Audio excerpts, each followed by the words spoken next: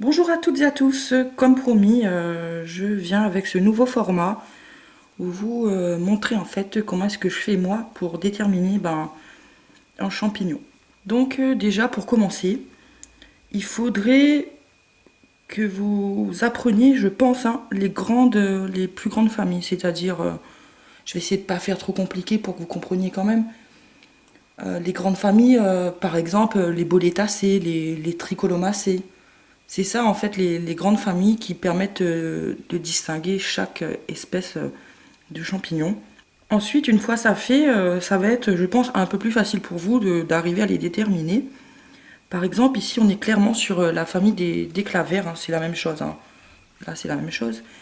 Et ici, on serait plus sur quelque chose du genre pleurote, de la famille des pleurotes. Donc, ensuite, une fois que vous avez ces bases-là, vous pouvez clairement vous orienter vers ce qui est la détermination exacte du champignon.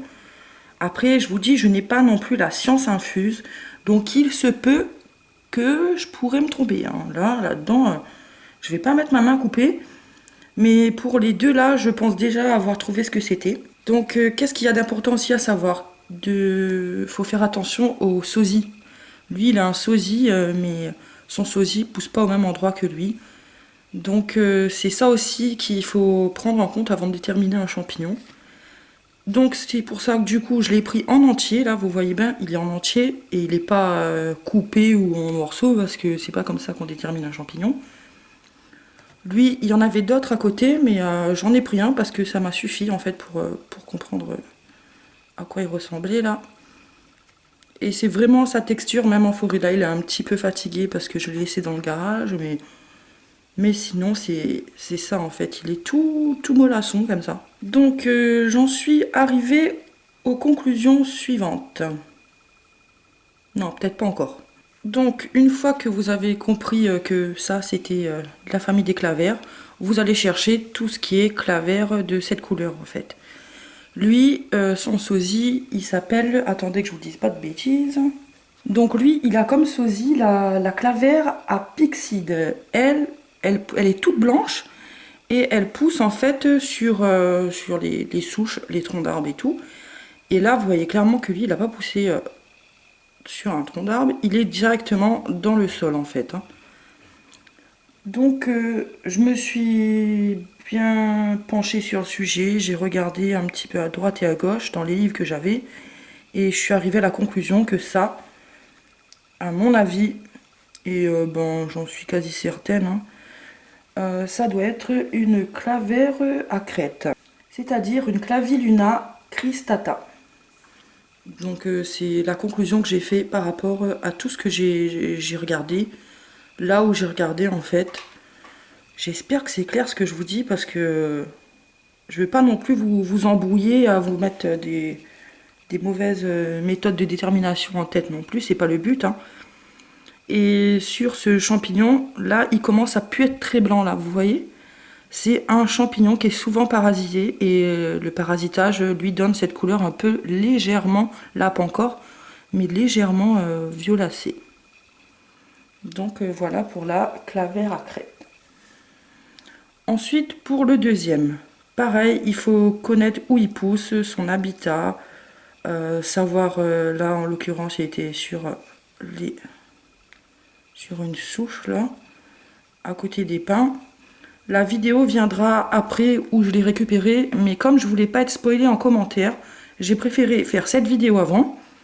Ensuite, je ferai la vidéo où je suis allée chercher les champis. Là-dessus, je suis allée regarder dans tout ce qui était pleurote, parce qu'elle a vraiment une tête de pleurote, hein. Mais son aspect là, son aspect visqueux, mollasson, je dirais tendance gluant. Ouais. Là, je fais ça, il y a de l'eau qui sort. C'est un champignon. Il est ferme, hein, c'est pas la question, mais il est bizarre. Donc pareil, ensuite là il faut s'attarder aux lames qu'il y a dessous, aux couleurs, hein. Là ça serait plutôt du jaune verdâtre, c'est assez spécial. Il y a, il y a vraiment des veines bizarres, la texture elle est vraiment pas du tout agréable, hein. Ensuite, il faut regarder aussi la saison à laquelle ça pousse. Là, en l'occurrence, en fin de saison. Et pour celui-là, je pense que ça doit être une pleurote tardif. Ouais, je pense que c'est ça. La Sarcomixa serotonia. C'est la conclusion que j'en ai faite. Donc après, je reste ouverte à tous vos commentaires. Si quelqu'un veut infirmer ou confirmer ce que je dis, il n'y a aucun souci. On est là pour apprendre, donc je vois pas pourquoi vous n'aurez pas le droit de vous exprimer en commentaire.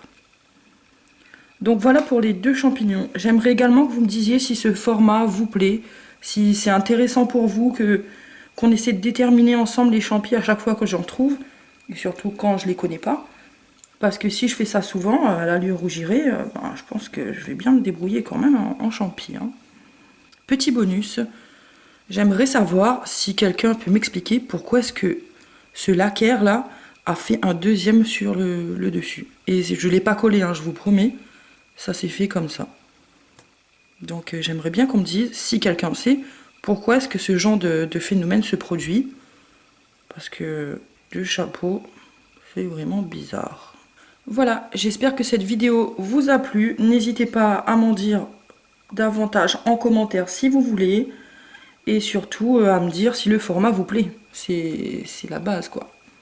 Voilà, je vous dis à bientôt dans une prochaine vidéo. Au revoir.